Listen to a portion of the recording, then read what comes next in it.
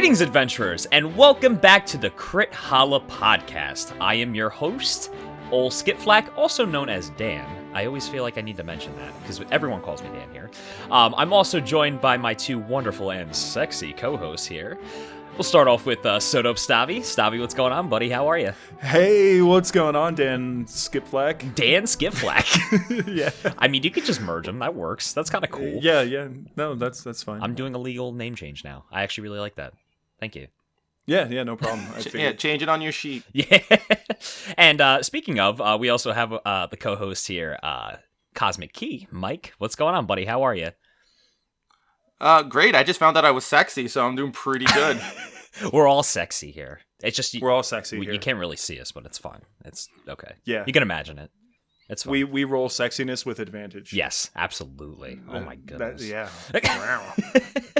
Well, anyway, welcome back to the Crithalla Podcast. First of all, I just want to say thank you guys so much for the ratings and the response we've been getting. It's been pretty good, I'd have to say. Yeah, it's been great. Throwing a sound effect. Our downloads are getting good. Yeah, we're doing it. I feel like we're getting a lot more comfortable. This is a lot of fun. But however, if this is your first time here at the Crithalla Podcast, the three of us run a show called DM's Discuss. Every episode, we discuss a specific Dungeon Master question. And today, we have a very interesting one. A very broad, yet could be specific question. Today, we're going to discuss this. What are your best tips for creating D&D worlds? Now, as broad as this sounds, it could be very specific. But just your general tips. What do you like to make your NPCs like? What's your kind of setting? Like how should you start off? Because it can be challenging. Making a D&D world it sounds like a lot. But once you kind of slim it down and trim it down and really figure out what you want to do, it becomes a lot easier. It is a lot of work. It is. It is a lot. I mean, it took Tolkien 70 years. Yeah. To create the Lord of the Rings and Middle Earth. So. Exactly. Yeah. it takes a very long time. Yeah. I'm nowhere near making languages yet. Oh God, no. No, the thing is, you have to make the language first, and then make the whole story around the language. Oh, yeah, that's that the actually trick. Sounds like a challenge, but that's the trick. I might not be ready for that challenge yet. I don't even know if I have the brain capacity for that. I mean, I better hurry up with it. I'm getting pretty old. Yeah, I have a hard enough time with English. Yeah, true. So yeah, our general tips. I would like to start off on this one because I have like a very general, a good place to get started. My very first tip for anybody creating a D&D world, is picking the setting that you're most comfortable with. A lot of people, when you get into Dungeons and Dragons, it's like, oh, okay, it's all about, the knights and the shining armor and this and that and the other thing. And it's not always like that. You can make D&D whatever you want. It's always been versatile. I mean, does it lean toward, medieval fantasy? Yeah. But, you can make things such as, steampunk-esque. You can do things like, you can even go into a sci-fi aspect of it. But whatever you are most comfortable with. I mean, for me personally, I am the classic, as we said before starting the stream, the vanilla kind of guy.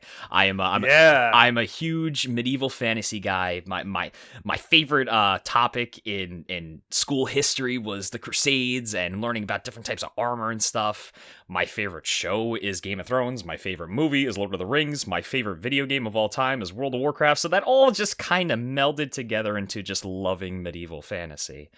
And for me personally, going to that setting makes me extremely creative. I can come up with so many different things. The dwarves live in the mountains and the elves live in the forest, and I can pick a dynamic of like going north, going south, and especially going through like the Sword Coast maps and stuff. It's very easy for me to be like, okay, I can see, I can picture it where you are in these settings.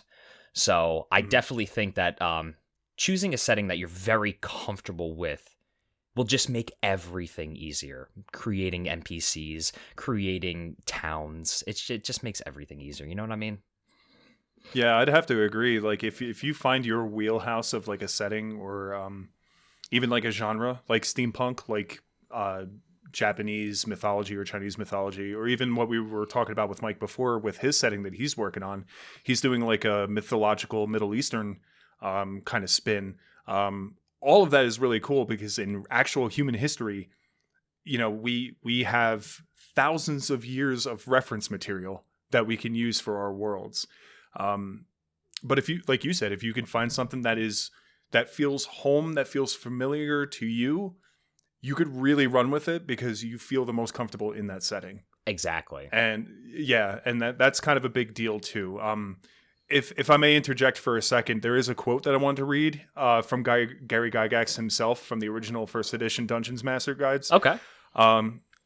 Because it ties into this too.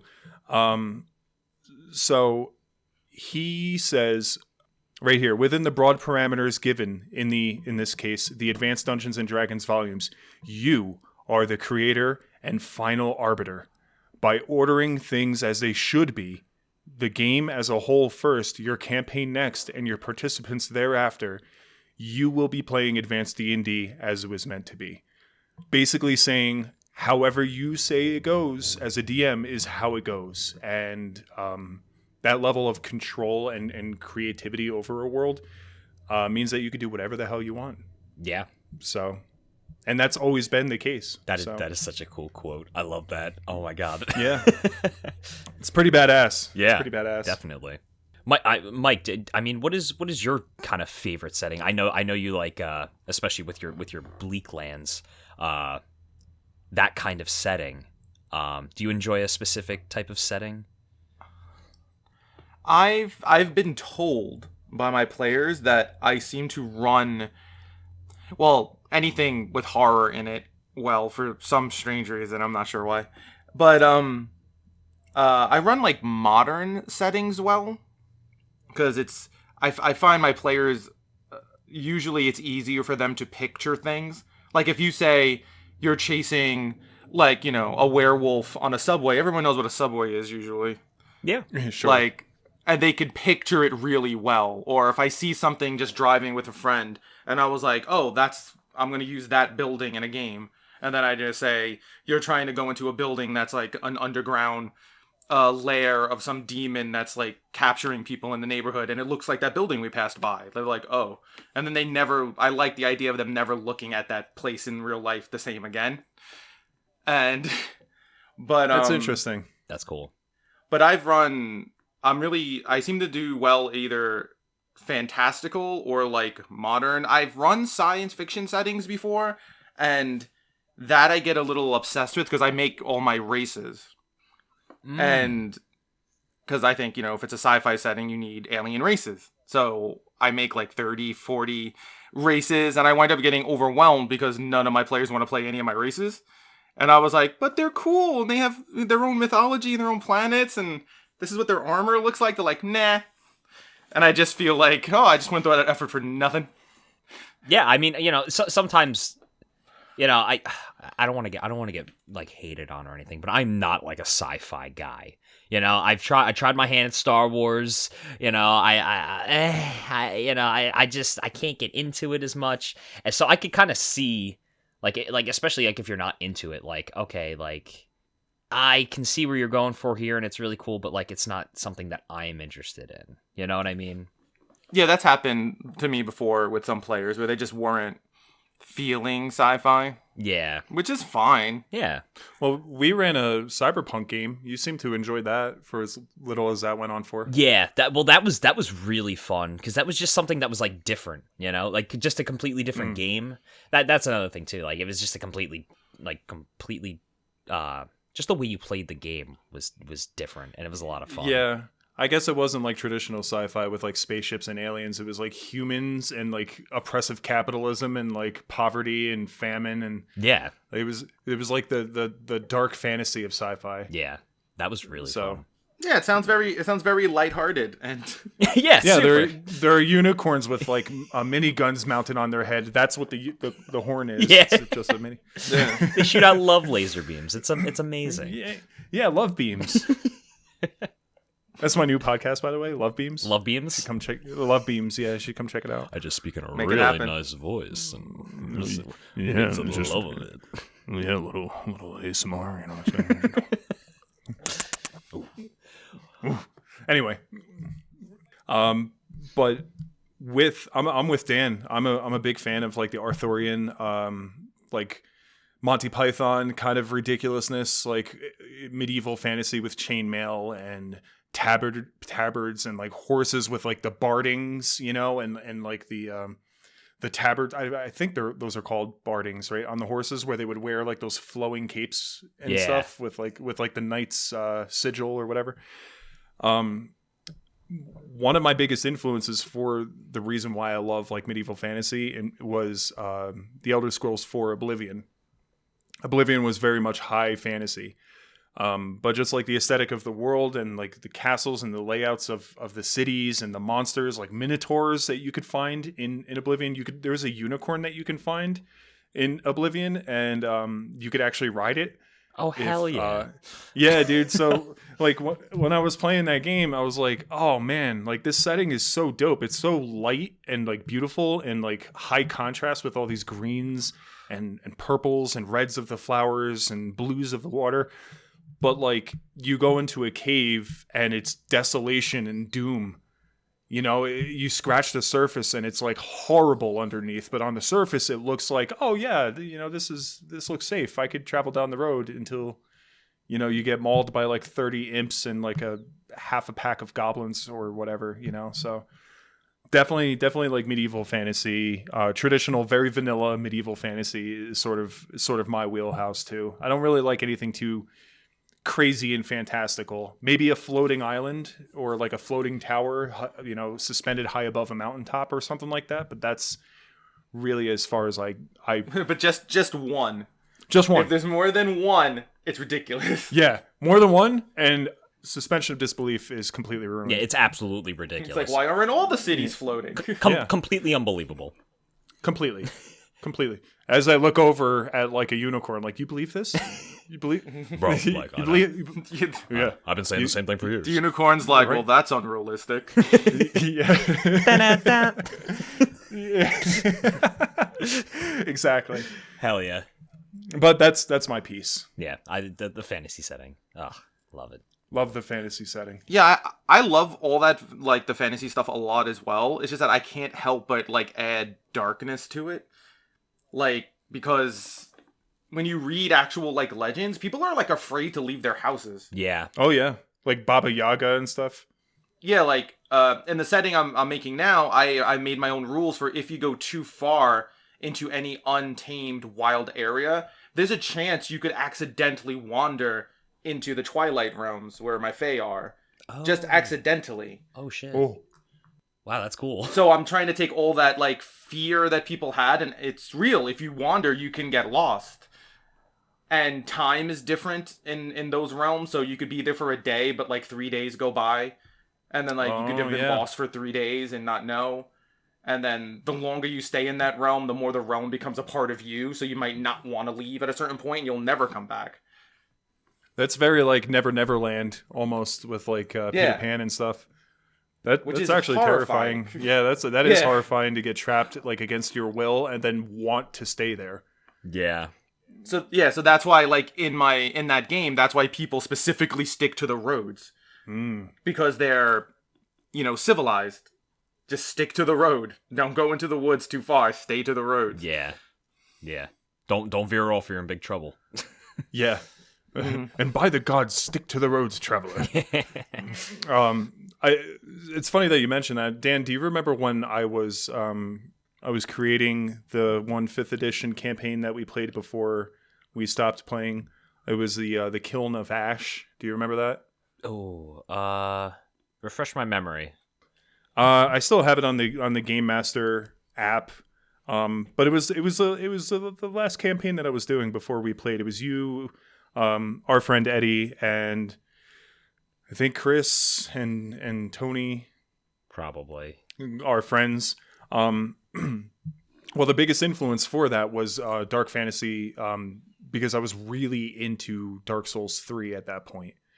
And Dark Souls 3 has this really awesome aesthetic that I think, Mike, if you haven't played Dark Souls 3, you may love this. It's high fantasy, like the aesthetics. You have your castles and you have your forests that are like enchanted, and you have like all these dungeons and stuff, but it is dark. It is scary. It is violent. It's like if you were to take everything that was fantastical about Oblivion and like Arthurian tales of like castles and keeps and knights and all that stuff, and then just smeared blood all over it. It's true. That's yeah. Yeah. It's Dark insane. Souls is any of the from software games is a really good place to draw inspiration from, because their art design is probably one of the best in the fantasy genre for video games. Even like Bloodborne with like the Victorian sort of like vampire-y kind of werewolfy Lovecraftian kind of thing. Yeah. Yeah, no, the Dark Souls games have always been like beautifully dark, you know? Yeah, that's a good way of putting it. It's that kind of fantasy setting that everyone loves, but there's just this twisted yet somehow beautiful side to it. It's an awesome art style. Really cool setting. I based my whole campaign off that. That's sick.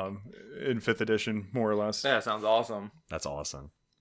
But so for the meat and bones of this podcast, you were talking about tips for building your world as a DM. Yeah, man, you got one?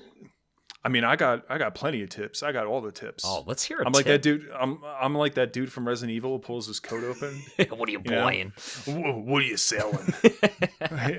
Yeah. Hell yeah. It was just all tips. It's just all tips. Just straight tips. Just tips. Yeah.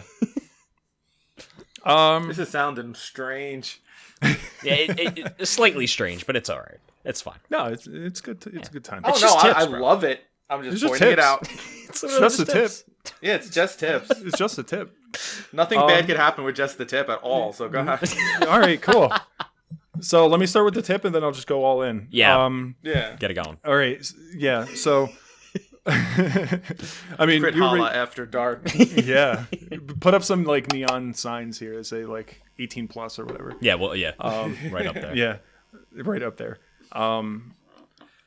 So you mentioned before that like when we started the podcast, Dan, a really good starting tip would be to pick a setting that you enjoy. Mm-hmm. If you have a hard time realizing or making a setting a reality in your world, and you don't really have a specific genre, my first tip would be think of different pop culture references that you enjoy. Like you mentioned, you like Game of Thrones. Game of Thrones is very much fantasy. It's very much dark fantasy, but it's also really low magic fantasy. It's a little bit more visceral, a little bit more brutal, kind of like Cyberpunk, but in medieval times, where like people constantly screw each other over. They're constantly killing and plotting and scheming, and so like take inspiration is all I'm saying. Is there a video game that you like? Like Elden Ring is huge right now. A lot of people are playing Elden Ring. Oh yeah. If you really dig Elden Ring, use that as a setting. I mean, it's not like you're going to be publishing any of your stuff. So like feel free to like, I don't want to say plagiarize, but definitely, you know what? Plagiarize. You could Who totally cares? plagiarize. Yeah, dude. Like Yeah. if you're playing at the table with a couple of friends and family and stuff, and you see a concept or an idea that was already presented in another medium that you enjoy, take it and use it for your own. Yeah. That would be my first tip, seeking inspiration. Yeah, I literally made the old classic arcade Donkey Kong game into a situation for my players. I literally had like the big bad throwing down boulders down flights of diagonal stairs with the princess that they were trying to save, and they're trying to run around but also kill things. It didn't work out. It's actually really bad. It's probably the worst thing I ever did. But I did absolutely plagiarize from good old Nintendo on that one. Right on. Well, let's go around the horn. Who else? What about you? Yeah, Mike. Mike, you got any fun tips? Once you have the idea, I'll piggyback off. So once you have the idea, for me, what's most important is you need a foundation. I know in like real estate, it's like location. You need foundation. you need things of your world that are unshakable, that you can build off of, and that the players can build off of. So you need, where did things come from? If there's a lot of gods, what are the gods? You don't have to delve so deep and this street of this town, but there has to be a foundation to bounce off of. And then everything will come from that. Like once you have, it's the same way when I make NPCs. I make an NPC. I never write down what they really want or what they do. They just have a foundation. And then as the game progresses, they interact with the players. As long as their foundation is true, they just do what they do. Yeah. But you need that foundation. Otherwise, everything's just going to fall apart. Yeah. I actually feel like our three tips so far all kind of meld in together. It's like picking something you're comfortable with, and then from there pulling ideas from things that you love, and then building a foundation on top of that. I feel like that all three of those just kind of making sure they all stick together. Yeah, they all meld really together, because you do need that general foundation when you're doing anything. I mean, you need a plot. You're telling a story. You need that initial plot. Where are you? What are you doing? Who are the people around you? What is your purpose? And then build off of that. I totally agree with that. Now, it also doesn't mean be rigid, though. Like, don't be so rigid that the journey to the foundation, like the journey from the foundation, can't change. Right. If, like, the plot is A, it doesn't have to be A, B, C. As long as you get to D, you can go around. It doesn't, you don't fall, like, I know it might sound a little railroady saying, like, foundation, but no, don't railroad it, though. Like, just as long as there's something to stand on, you can go anywhere.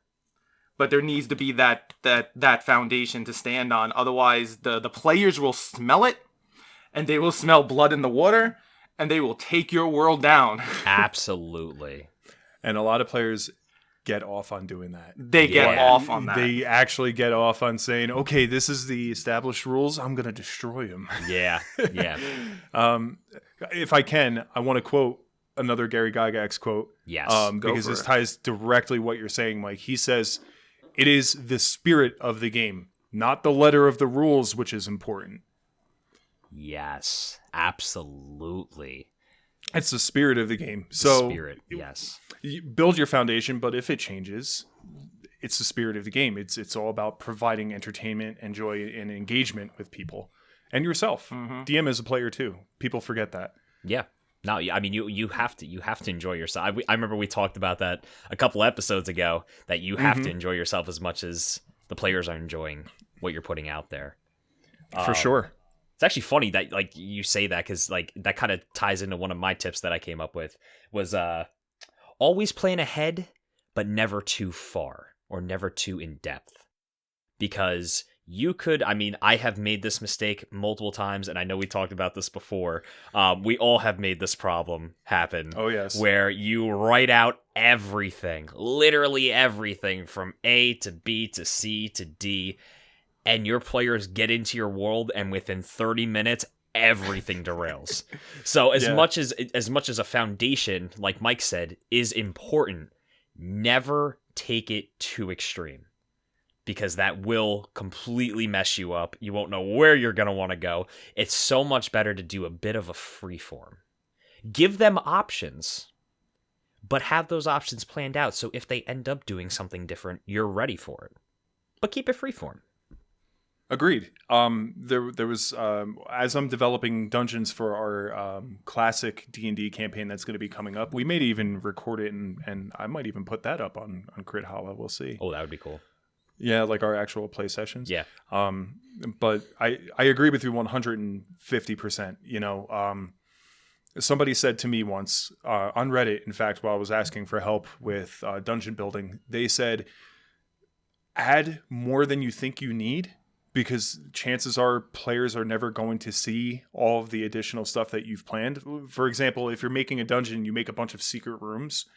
It's possible the players will never see those secret rooms. But it doesn't hurt to plan ahead and make encounters for those rooms. Not combat encounters, just things that you encounter, you know, whether it's a puzzle or treasure or whatever. And the same thing is with campaigns and world settings too.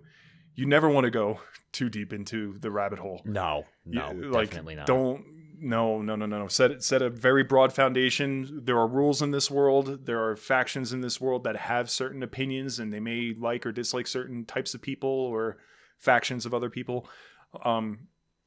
But don't go on a 40-page, rant on like the king's background and like how he hates his son and how his mom ate the last of his ham sandwich, and now he's raging a war with his brother-in-law. You don't. Yeah, right. Exactly. Don't have to do all that. And also like just from my personal experience, because I've had that happen where you make a dungeon and you put all these fun little secret rooms in, and your players, I mean, you don't give them a complete direction. So, here's a couple tunnels, go for it, and they just happen to pick the one that leads right to the end, and they never see the stuff, and they never want to go back to see the stuff. They just want to continue. Don't get discouraged over that. That's one thing getting into D&D. You're gonna plan things that aren't gonna happen. So Go in with the mindset of that immediately, because chances are, I would say 99% of the time, there will be things you plan for that just never happen. And don't get discouraged over it. As long as you're keeping on your direct path to the actual plot, that's really what matters. I would also recommend recycling what you don't use and throw it in to what the players are currently engaging in. Yes, absolutely. Yep.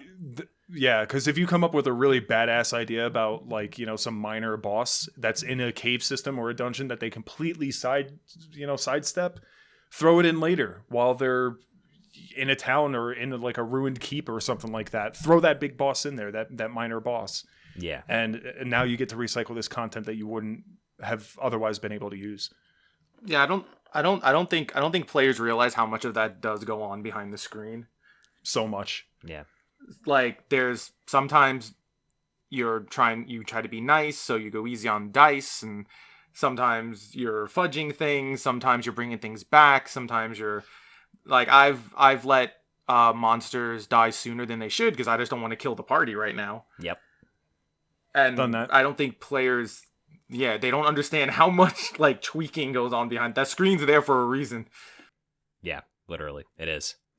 We really are the computers of the world that you guys are interacting with. If you're a player and you're listening to this, we are the final arbiter. We dictate everything. Like Mike said, even if we have to fudge dice for the sake of players' entertainment, if we feel like it's the right call, we will do that. Yeah, exactly. So just be mindful of how much work actually goes into being a DM. Because it's quite a bit. It can be a lot. It really can buy be. Buy us a sandwich or something. Yeah. Get us a 6-pack of beer as you're coming to the house. Just be thoughtful. Or like a minigun mounted unicorn or something. Yeah, whatever. Nothing crazy. Nothing crazy. I'm still fine with the sandwich. I get hungry a lot. Fair enough. All right, cool. Anybody else got any fun tips? Maybe Mike? I've also I've developed this, some say crazy ability, but don't try to make your NPCs in your world, because a world is only good as the the characters that populate it. Otherwise, it's just a history book with no like interesting characters in it, no stories to tell. It's just about terrain. So I've developed, I don't know when it happened, but I'm sometimes I actually get surprised myself while I'm running the game at something an NPC has done, and I'm the one running it. Really? Because it's that thing where I was saying, like, I give the NPCs their foundation and their motivations, but I try to keep it as open as possible so they interact with the players, because the players are just, liquid chaos. I don't know what they're gonna do. They could just throw like a lump of shit at the NPC while he's trying to talk, or you just don't know. So I try to keep it as open as possible, and I'm like, yeah, the NPC would do that in response to this. I mean, I know what their goals are, so I have where they're from and their goal, but I'm always surprised at the way they get there, like the road that they take, because the road just keeps branching and I can't keep up with it. So I'm just like, you know what, I'll let it branch. and we'll just see. As long as the character or the NPC is true to themselves. So, like, I would say don't change an NPC's true motivations, but keep their actions as fluid as the players. Like, don't say, if a player does this, they will do that. They might not at that moment. Like, try to make them as living as possible, and trust me, the players will respond. They'll be like, oh, that's something an actual person would do. Not just an NPC in a game or something. Not like, oh, an arrow to the knee. They might do something else. Yeah. Yeah, I totally agree with that. It strips away their perception of it just being a video game character. Mm-hmm. Right. And that's a good point. Yeah, because you're not playing a computer game. You're playing a tabletop game in front of real people. So the characters that you're playing, even though you create them to have a motive and a characteristic and a personality, they're not set on a path. You can make whatever you want. I find it probably the easiest is to just read the room. Read how your players enjoy interacting with themselves, with you, with your characters, and kind of morph your characters or NPCs into something they would enjoy. I mean, everyone knows the noble king and the the perilous princess and all that, but you can have fun with that. Just don't make it super generic. You can make it super fun. And there are a lot of tools out there that help you with random dice tables for character generation for NPCs and stuff that will help you with like their backgrounds, their motivations, their personalities, distinctive features. One thing that Jackie, my girlfriend, told me when we were playing our game, when I was developing NPCs and she was interacting with one of them, is she pointed out very bluntly that like, oh, that NPC was kind of dumb because like he was very milquetoast. He was just like typical human man. Like there was nothing very special about him. But that guy was very distinctive because you said that he was blind in one eye because he had a scar from a warg attack, and he walked with a limp, and all this other, like tiny little things like that stick in your player's mind. If you just say, here's a player or here's an NPC, red hair, blue eyes, green eyes, and they wear a regular townspeople clothing, nobody's going to remember that person. No, not at all. But if you say that they have a large birthmark on their shoulder or something like that, that's very clearly visible as they're walking around in normal civilian clothes, your player's gonna be like, oh yeah, the person with the birthmark, and then like over time they'll be like, oh, I remember that person's name because I could tie it to one of their features. Yeah. Or motivations. I love doing that too. Giving each character like a personality, but giving them like a little quirk. Like maybe a different accent or something like that. But maybe like they'll just like randomly twitch out of nowhere. Like just something random where it's like, huh, that's interesting. That's something different. I'm gonna remember this guy. Yeah, exactly. Somebody who's like accident prone or something. Yeah, but there's a double edge to that because players will latch on. So if you didn't want the blacksmith to be a reoccurring character, if you make them too interesting, he will be. Oh yeah, but absolutely. I mean, yeah. They'll seek him out. Yeah, you don't want to make the shopkeep from this random town you're just passing through while you're going to the main plot to like be this forever character. You don't want to make him too crazy. Or just be prepared for that. Be prepared that maybe when they're going on a mission, they're like, we need another person who's really good at blacksmithing. Wait, that guy with the twitch and the mole. Yeah, let's get him. I like that guy. And now he's part of the group. It's true. True. And even if you don't want an NPC to be like a carry-on, like somebody that you run into that you were just passing through the town, but you made them too interesting, now the player characters are like, I want to see that guy more.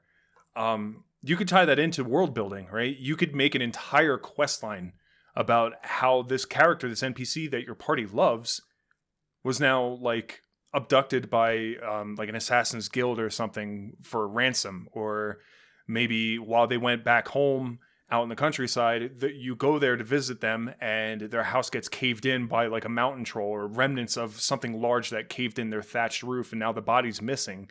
Like, there's nobody here. We don't know where they are. And then you leave clues behind. And then you can turn that into like a whole session, like a whole campaign, like a whole arc. Yeah. Um, I'll even give props to you, Stavi, because there's always there's two, but there's always one character that I always remember, and that's Big Al. Big Al was just a guy in a tavern, little flamboyant, just a really swell guy, and we got to know him really well, and we loved him so much. He had you gave him the characteristic of he wanted to start his own circus, his own traveling circus, and we raised money for this guy, just as that was bartender. like the whole thing. And not only did we raise enough money for him to start a circus, he started a traveling circus. So now in this world that you have built, there is this reoccurring character. You could be 2,000 miles away from your hometown and just happen to run into Big Al's traveling circus just out of nowhere 6 months later. And that was a prominent character, not something that, was a major, quest line or anything, but he was just always a staple, and he was a part of that world. And that really makes you remember a lot of great details about your world.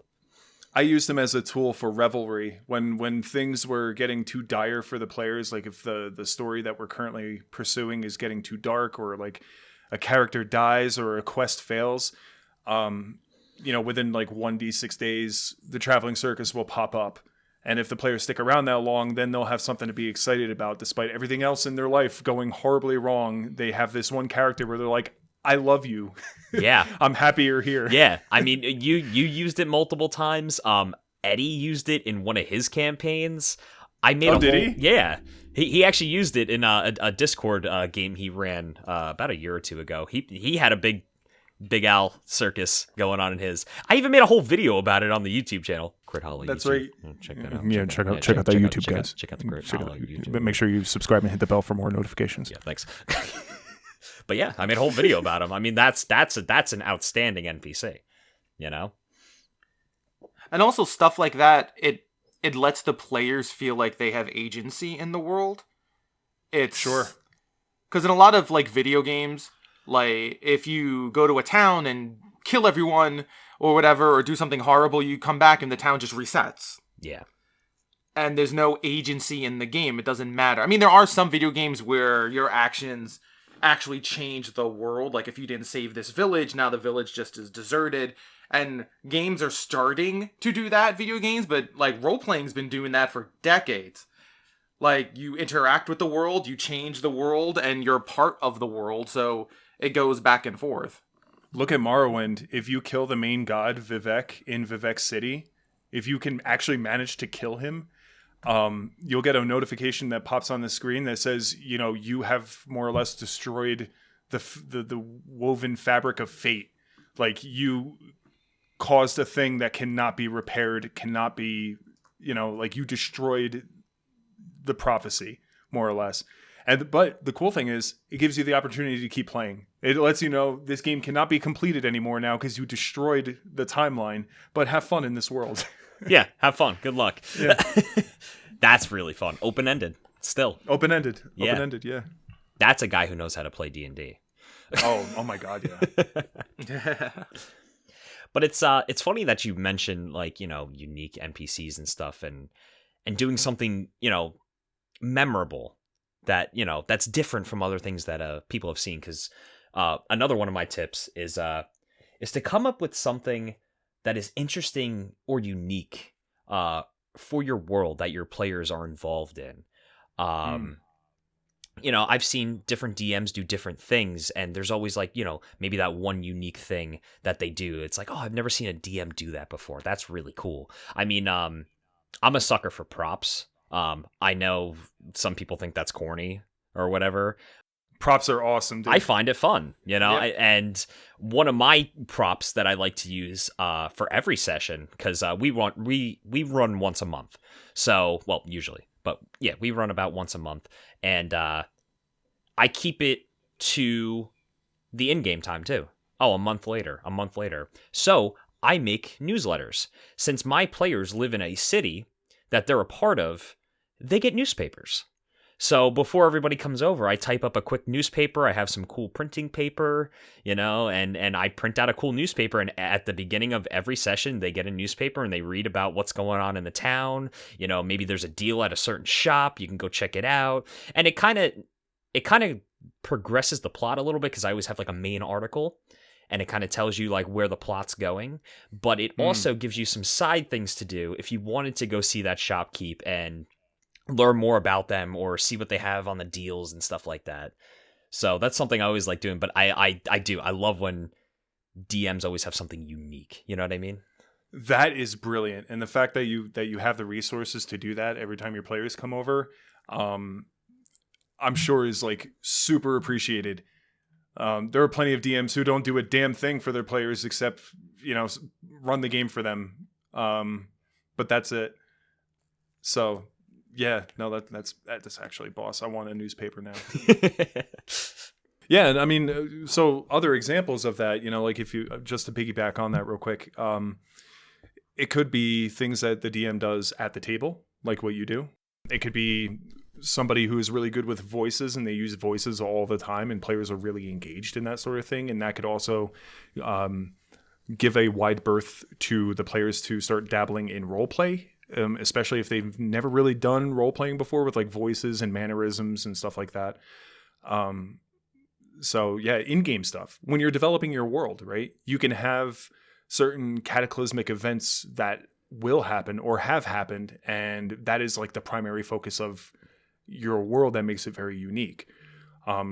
For my world that I'm developing, just to spoil it a little bit for you guys, I have created this thing called the Dark Spire.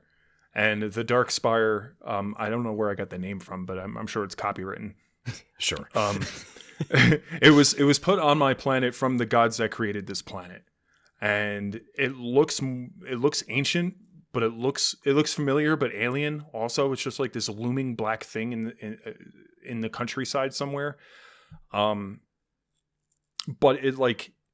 it spreads sickness over time. It spreads famine. It spreads pestilence. It kills forests, and it gives birth to these horrific creatures that cannot escape that ring. If they try to leave that ring of pestilence or whatever, they become weak. They die over time, kind of like flies who stay in your house too long. They just kind of drop dead. It's the same thing with these things. So like if you make that like a prominent thing in your world, I mean, players are going to remember that, and they're going to keep that in mind as time goes on for time tracking, but also for quests too. Like if a quest tells them to go near those woods, I'm not going in those woods. Those woods are infested. Yeah. So right. But it's things that they will remember, and that's kind of a big deal for world building also. Yeah, that makes a lot of sense.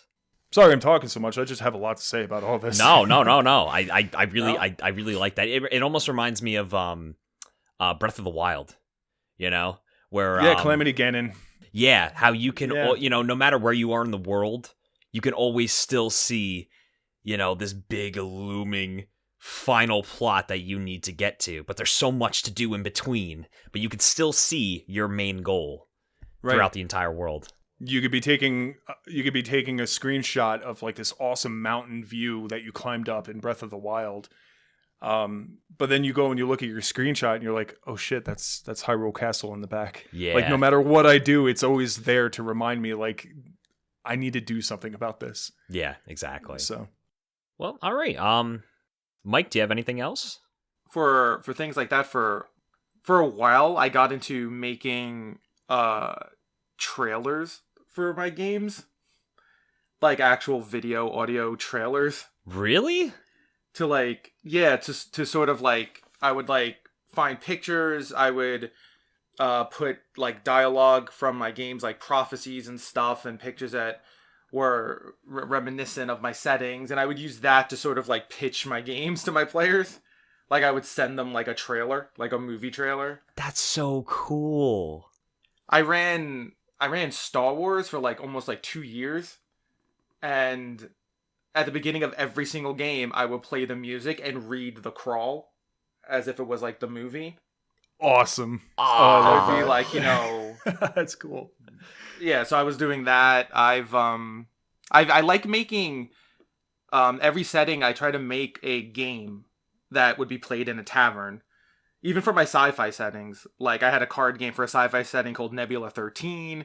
For a lot of my fantasy settings, it's a dice game called Dwindle, and it's just games that I make rules for that players can play in the game. That it's not just like poker or darts, but for Dwindle, I actually made, because it's a 4-player game with 4 cups and dice, and I made the cups. So, like, I would bring them to the game, and then they would play. They would put the dice in the cups, shake them, slam them, and, play the game, as per the rules. Badass. Are they like the old 90s Yahtzee red cups that were really loud and gave you a headache every time you... Oh, they were very loud cups. Nice. And, the louder, the better. And, yeah, and it was a very simple game, but when the players started actually using the terminology, because if you want to like go another round, you say dwindle, but if you want to stay, you say dawdle. And like it was a very fanciful game, and the players started using the terms, and then they started getting into it, and then they were like, is there a dwindle tournament that we can go to or something like that? And then they really wanted more of the game, which was good. That's really cool. It makes you feel so proud, like when you create something like that and they enjoy it so much where it's like they want to dive into it. It's like, oh man, I did something good here. They enjoyed this. I love that feeling. And then I ran another sci-fi game, but it was a homebrew setting called Starhaven, and they were freelancers. And whenever they would get like a mission on the bounty kiosk in like different Starhaven space stations, I wrote out 30 pages of just missions, and I wrote it in a way as if the computer was telling them in a fanciful way, in an entertaining way. And I ended everything with like a pun, and it'd be like, make sure you keep your jacket on, freelancers. So it was like just to keep them involved, and they just wanted to hear it. Like they would just go to the boards to see what was available, just so to hear me do the voice and hear me read that. And I worked into each mission lore for the setting. So it would be the mission brief, and then it would be secondary info. As you know, the United Earth Alliance, blah, blah, blah, blah, blah. And I would just force feed them the lore if they wanted it or not. Yeah. Right. But it was pertinent to the mission. So then they learned about the game and the setting because they needed to get ready for the mission. And then before you knew it, they were like, oh yeah, the UEA does this, this, and this. And I was like, hey, look, they know. They're learning. That is such a cool way to show your players your world. That is so creative. Wow. Awesome. I remember once I was playing, and it was like a superhero-y game, and I was playing a like a hard-boiled like female detective who was like, she was an Amazonian, sort of like Wonder Woman. Yeah, so she cop was on the fierce. edge. Yeah, so she was very fierce, and she basically rescued these strippers from like this really harsh like strip club owner, but she became the owner of it, and she treats them well and like gives them like health insurance and everything. And wow. They get information for her from people who come there. Like they sort of like ply people for information for her. Kind of like a thieves guild almost. Yeah. Yeah, but I actually made it was called the Oasis Club, and I actually made flyers for the strip club. Ah, cool. For my game, and I made my own logo where it was like a palm tree and a girl on it as if it was a stripper pole, and it was like all a silhouette. And I wrote the different days, and there's like, this is costume day, this is like chicken wing day, and I wrote like the days, and there was like 12 strippers. I came up with their backgrounds, their names, their stripper names, where they're from, what they're like. And I like gave these flyers, and like the friends of mine who were like in relationships, they're like, I can't take this. And I'm like, it's for the game. And they're just like, no, it looks like a flyer. It looks real. I can't take this. I'm gonna get in trouble with the wife at home. Yeah, she's gonna think I went to the Oasis. And then I'm just thinking of other things now. I ran like an anime sort of game where they were part of a investigative detective agency called Beowulf Private Investigations, and they were basically hunting. They would take missions to hunt monsters because there was like a corporation called Grendel Co, and they were trying to bring Grendel back. So I made business cards for them, and it was like a wolf howling, and it said, "We sleep with one eye open, so you don't have to." And it had like the information of like the private investigation firm, and I made like a ton, and I gave them to my friends, and they kept them in their wallet, and I was like, "Yay!" That's really cool. That is really cool. Yeah. So props really help. Sometimes. I'm jealous of your players. Yeah, honestly. what the hell? No, props do help. They definitely do. It brings the outside world into the game, you know? Yeah. And it could be something as simple as like a handout sheet. Yeah. You know? Yeah. I mean, I remember I went to friggin' Barnes and Noble and got one of those like box mazes that you had to like turn knobs and push levers to like open up the box to get something. And I think Stavi, were you a part of that game? I think you were. We had to get the 3 keys. Maybe you weren't a part of that one. I don't remember. I don't think so. I remember there being a puzzle box with the thread, right? Yeah, with the thread. Yeah, that was it. Oh, that was it. Oh, yeah, okay. Yeah, and there was 3 different puzzles that you guys had to solve to figure it out, but the one was literally just a puzzle box. And I was like, yeah, so you walk into this room and you find this, and I just pulled it out from under the table and was like, here you go, figure it out. And when they actually opened up the box, there was a key in it. You had to get your 3 keys. And that's like, you know, bringing the outside world in.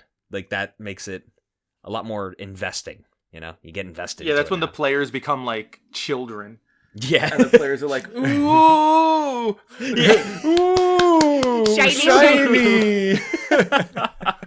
Literally, though. Like, actually. Yeah.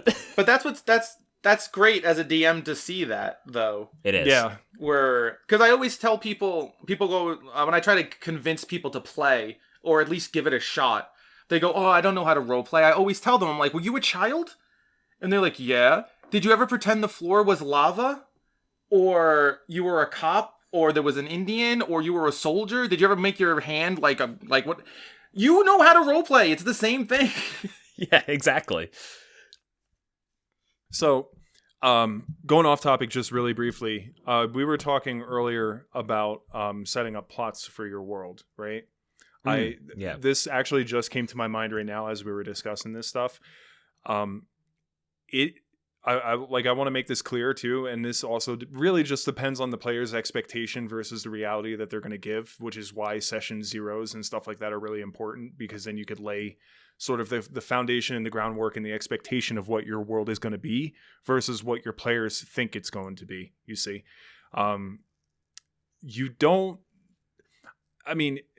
looking back at these old school modules, right? Especially Keep on the Borderlands for AD&D, I think it was, or basic D&D. There was no plot. There was no plot. And a lot of modules had it like that, where there was no big bad, there was no plot. It was a sandbox. It was literally just, here is a location, here are some characters, here are some interesting points of interest that you can go and explore that are on the map as you're crawling around the hexes and stuff like that.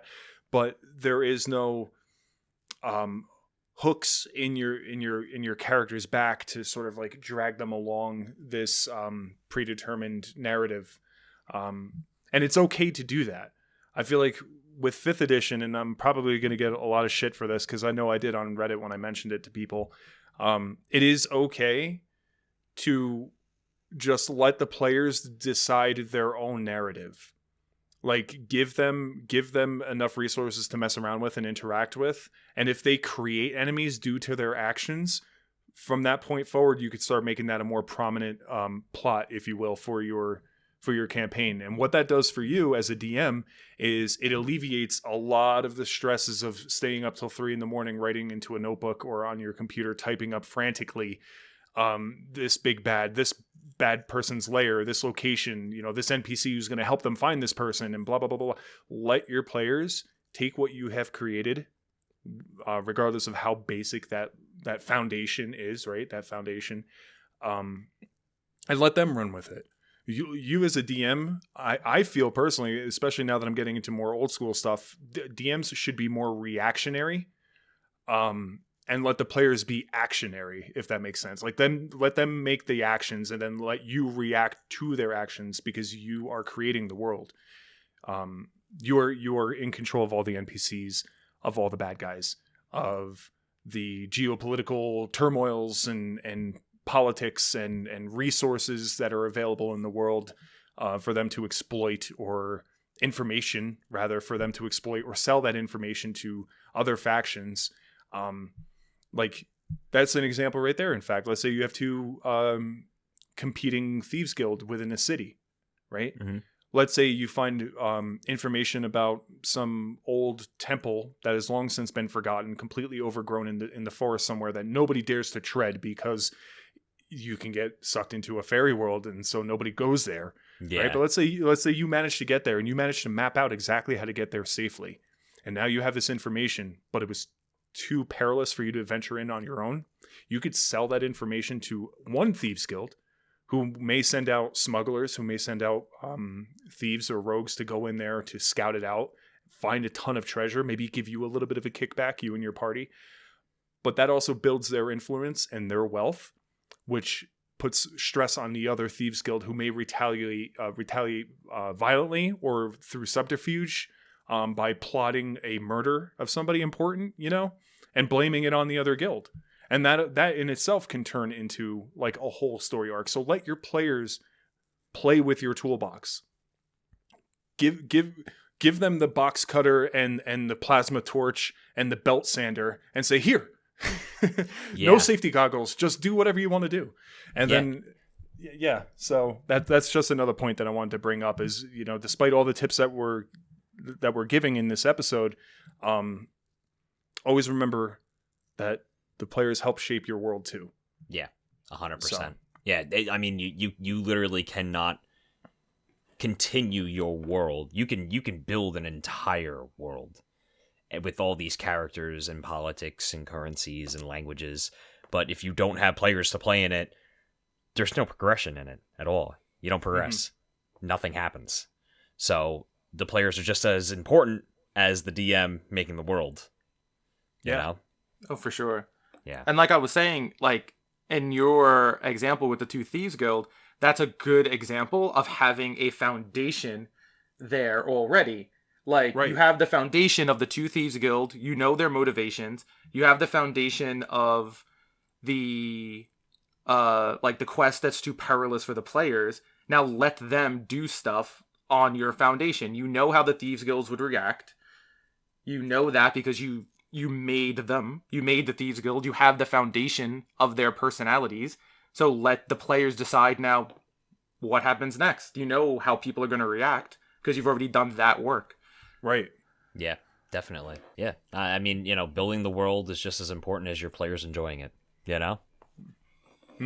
I get most of my enjoyment from players who are interacting with the world that I've built. Exactly. Yeah, me too. A lot of my stuff is randomly generated after a certain point, and I think a lot of DMs do this too. Like they'll set up a foundation, and then players will go out and explore and talk to different characters and mess around, and next thing you know, you're popping up settlements all over the place on your world that weren't there before because players decide, we're going to take this road, 70 miles north, hop on a boat, and then go up the shore another 30 miles.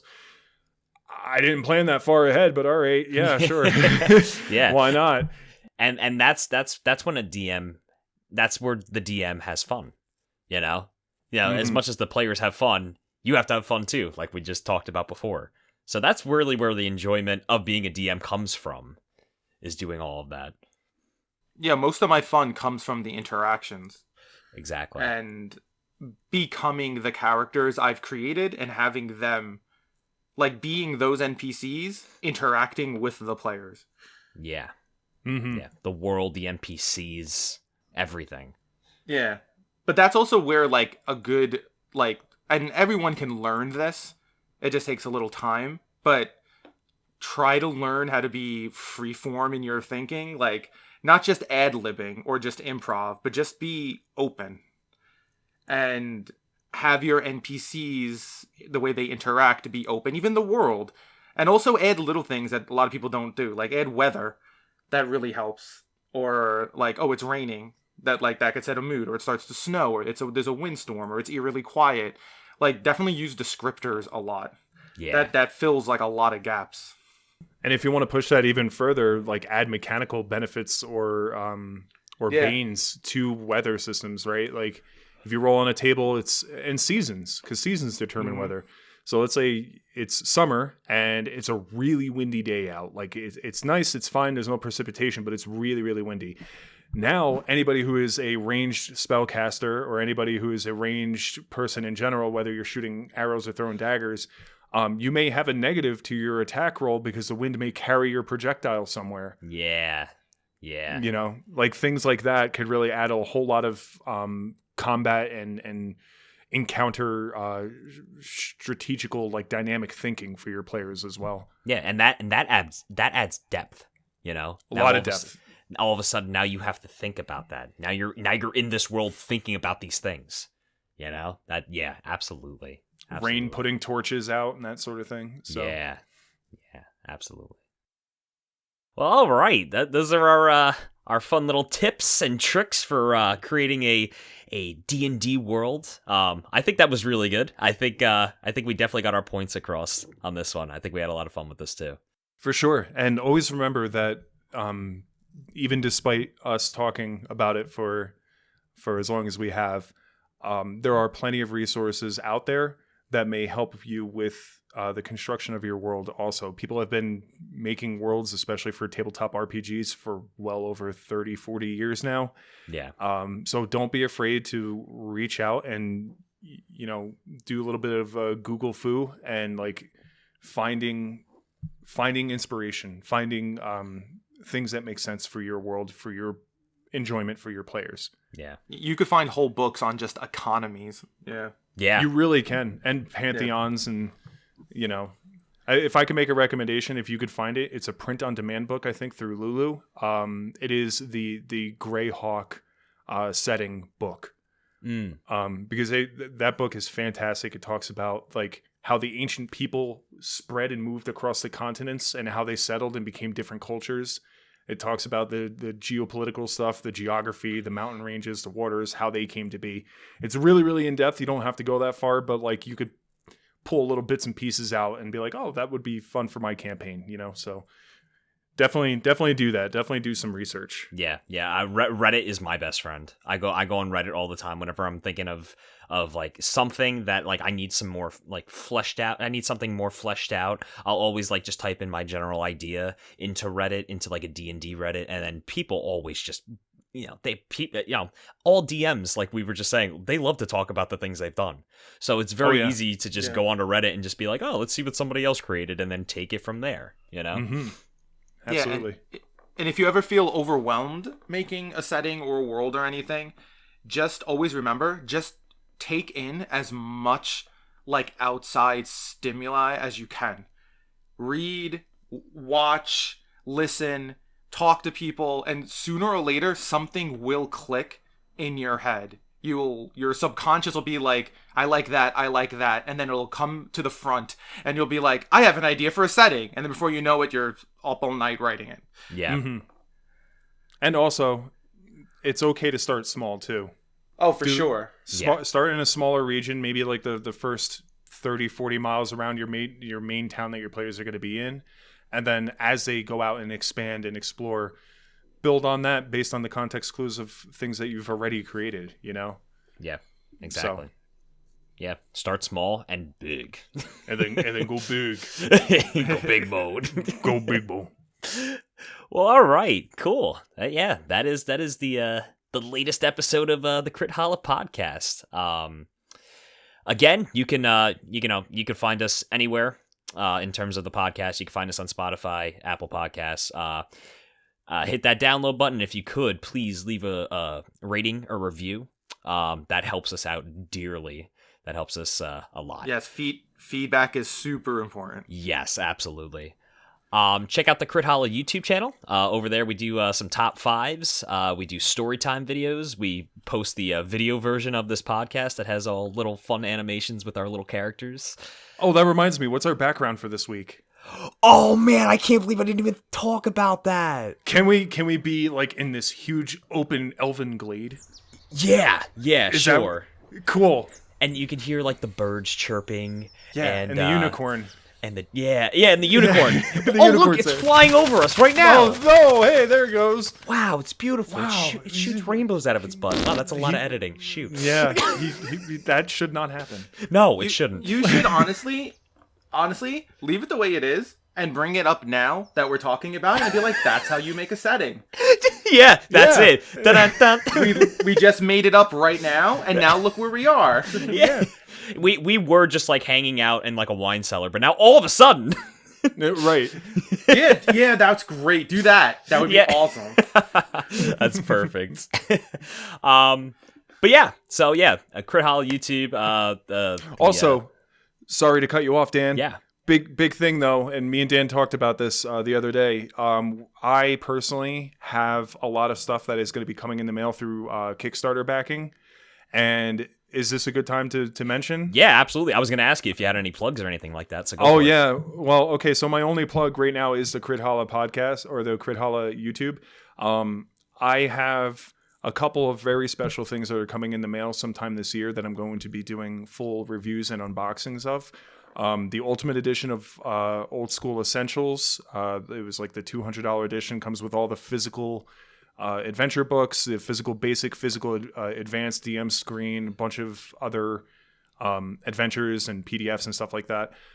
There is also the Avatar Legends, like the show Avatar: The Last Airbender. The same company who made the game Root made this.